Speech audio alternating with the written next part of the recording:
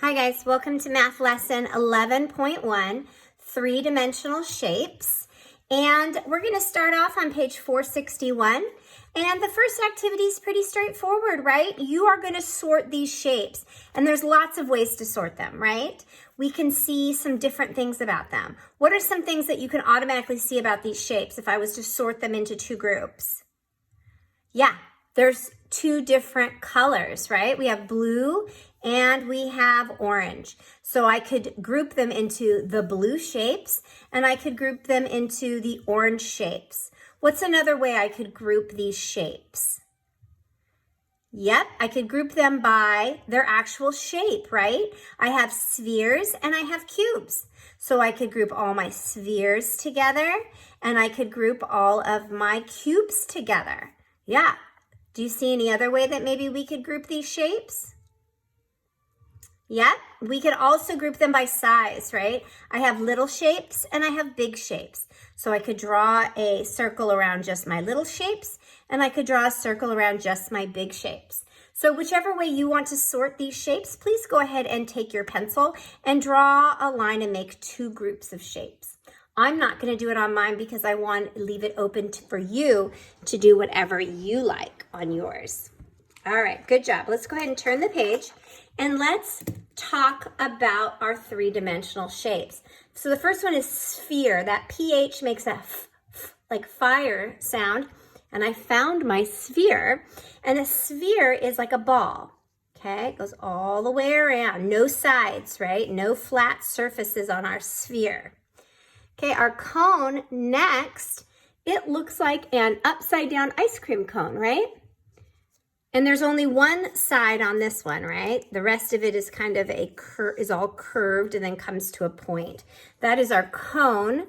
Next we have cylinder, and a cylinder is like a can, right? Has two flat sides and all the rest of it is round. That's our cylinder.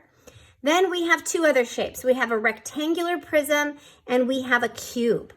So they are similar to each other, aren't they? But notice something about them. Yeah, the rectangular prism has a rectangle side and a square side, right?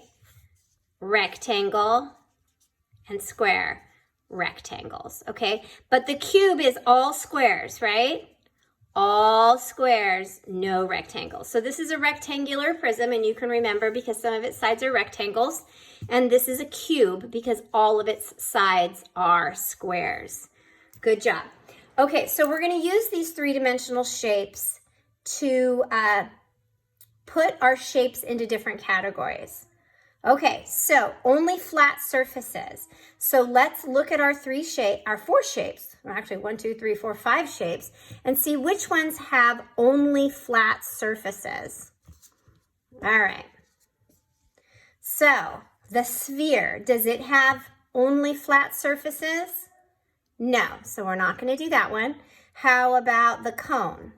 Does it have only flat surfaces? Has one flat surface, but the rest of it is not flat, so no. The cylinder, it has two flat surfaces, but most of it is curved. How about the rectangular prism? Does it have only flat? Yeah, all of its surfaces are flat. There's no rounded surfaces. And the cube, same thing, right? Only flat surfaces. So for only flat surfaces, we're going to write rectangular, and I know that is a long word, so you may pause the video while you write it down. Rectangular prism and cube. Those are our two that have only flat surfaces. Now, how about only a curved surface? Okay, this has a curved, right? But it also has flat, so that doesn't have only curved. This has a lot of curved, right? But it also has flat, so that wouldn't work. The only one that has only curved surfaces, right, is our sphere. So let's go ahead and write sphere here. Sphere. I know it's hard. Sometimes you want to say spear, but don't forget that PH is there. So yeah, the sphere is the only one with all curved surfaces. All right, so now we want to know what has both flat and curved, right? That's our other shapes. These two, only flat. This one, only curved. But these ones have both, right? They have curved and flat. Curved and flat. So let's go ahead and write those shapes down. So our cone has both, and our cylinder has both. All right, excellent job. All right, so use models, use three-dimensional shapes. Write the number of flat surfaces for each shape. So we're going to do this together because I know you don't have these shapes at home. I wish you did. And in the classroom you would have them, but unfortunately we don't. So we're going to count the flat surfaces, and they're also called faces. So we call the flat surfaces of three-dimensional shapes faces. Say face. Yeah, just like your face where your nose and your eyes are. This is the face of the shape. So a rectangular prism, let's get our rectangular prism, has 6 flat surfaces or 6 faces. And let's see, because we have 1, 2, the one underneath it, 3, 4, the ones on each side, and then 5, 6, top and bottom. That's our 6 flat surfaces. All right, let's look at a cube next.